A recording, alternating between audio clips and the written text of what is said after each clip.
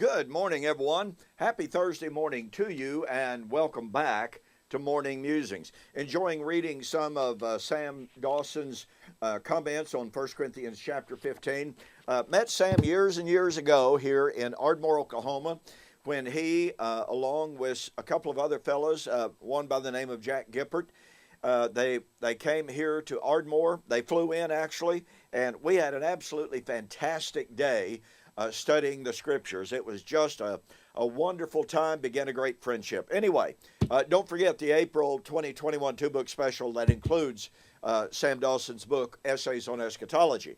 Okay, yesterday I began sharing with you. Now, we're continuing our study of the Olivet Discourse, Matthew 25, 1-13, and the coming of the Son of Man for the wedding, which Jesus said,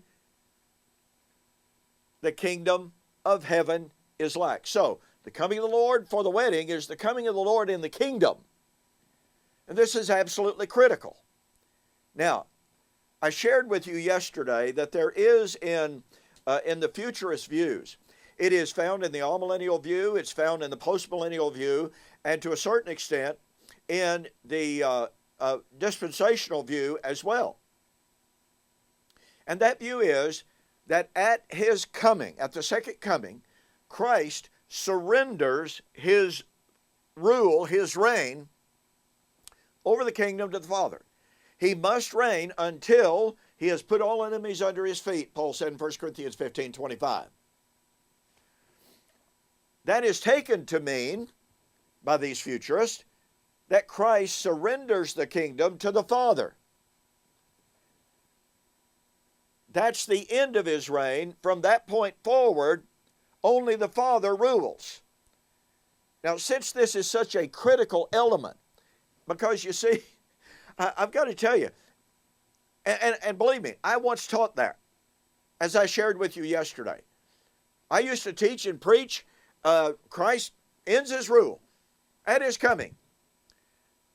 But as I suggested yesterday, upon further reflection and upon reading the Scriptures for myself and not simply parroting what others said, it soon became apparent to me that just simply will not work.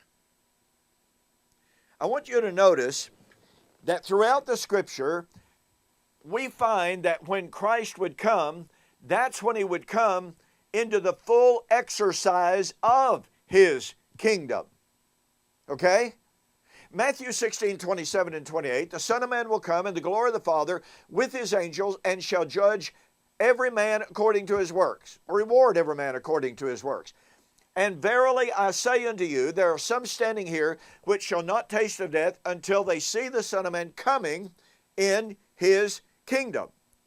Now, the view that says Christ surrenders His reign at His coming ought to read that verse somewhat like this. Well, there are some standing here which shall not taste of death until they see the Son of Man coming to surrender His kingdom. Not what it says, is it? Now, there's an absolutely remarkable parable in Luke chapter 19:11 and following. Jesus said, a certain nobleman went into a far country, now watch this, there to receive a kingdom and to return. While he was there, some of his citizens sent an ambassage after him. And by the way, this is taken from actual history and the story of Archelaus after Herod the Great died. But anyway, and they said, we will not have this man to rule over us. And Jesus said, when that man who had gone into the far kingdom, or far country, to receive a kingdom, when he returns, he will gather together those servants who would not have him to rule over them, and shall cast them into the outer darkness. Now let me ask you, folks, if Christ surrenders His rule and His reign at His coming, then what authority would He have to cast His adversaries into condemnation? I mean, after all, He surrenders it, right? He abdicates, right? No. And again, this parable is taken directly from the ancient Roman world. When Rome ruled a country, if the leader, if the ruler, a governor, a king of that country died, then their heir, who was to take their place, had to travel to Rome. There, the Roman emperor would examine that individual and his rights to rule and to reign, his qualifications, and if he met the qualifications and the approval of the Roman emperor, then the emperor would bestow on him the kingdom. He is now king. He didn't go back home and abdicate. He didn't leave after receiving the kingdom and come back home and surrender the kingdom.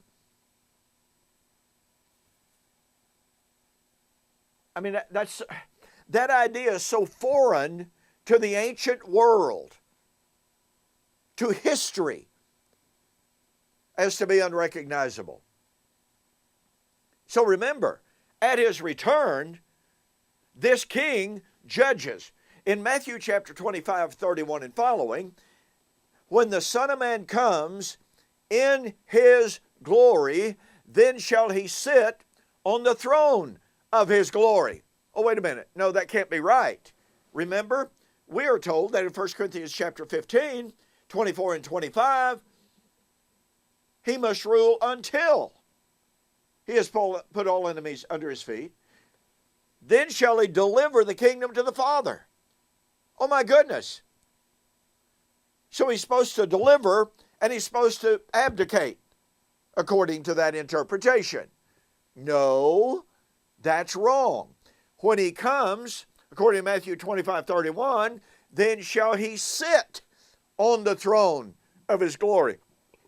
Some years ago, I don't remember where we were at now, but William Bell was up preaching preaching on this very subject. Might even have been in an article, subsequent article that he wrote. But William Bell says, according to Matthew chapter 25, 31 and following, at his coming, Jesus sits on the throne. He does not quit the throne. So you see, the traditional view of futurism says Christ quits when he comes, when the scriptures actually say he sits when he comes. And it doesn't say, oh, well, he sits and then quits. No. You see, Matthew chapter 25, 31 and following, as we will discuss when we get there, and we will, okay, Matthew 25, 31 is a perfect picture of the fulfillment of Luke chapter 19, 11 and following, of a man who went into a far country there to receive a kingdom and to return. And when he returned, what did he do? He judged. And after he judged, he didn't abdicate. He didn't quit. He sat on the throne to rule and to reign over the kingdom that had been bestowed upon him when he went into a far country.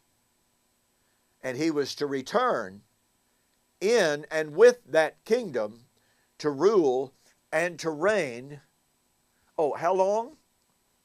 Luke 1, 32 and 33. Without end. No end. Now, I'm almost out of time, but let me very quickly go over a couple of other passages on this.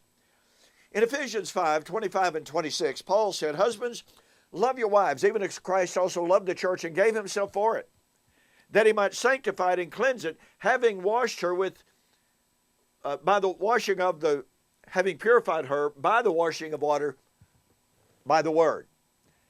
In order that, please catch the power of this, in order that he might present it to himself without spot and without blemish before God.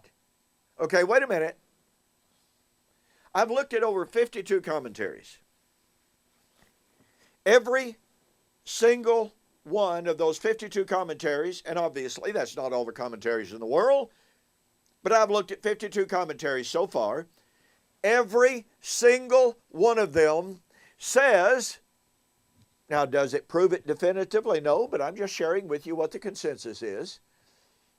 Every single one of them says Christ sanctified, cleansed the church with the washing of water by the word in order to present it to himself at his coming. Now the irony here, folks, the incredible irony is these same commentators believe that at his coming, Christ gives the church to the Father. Okay, so are we supposed to believe that on the one hand, Christ sanctified, purified the church with the washing of water by the word in order to present it to himself on the one hand, but at his coming, but on the other hand, at his coming, he gives the church, his bride, to the Father? Hey, Dad, excuse the levity here. Hey, Dad, I gave myself to purchase this church. I shed my blood to purchase the church. I've washed her and cleansed her with the washing of water by the word in order to present her to me as my bride. But you know what? I'm going to give my bride to you. And I'm not going to be married to her anymore. Are we supposed to take this view seriously? Well, I did. And the great majority of commentators do take it seriously. So in other words, ladies and gentlemen, and by the way, this is not all of it. And remember, folks, according to Revelation chapter 19, verse 7, the wedding, in other words, the presentation of the bride to the husband would take place at the destruction of Babylon. So if you put the destruction of Babylon in the future,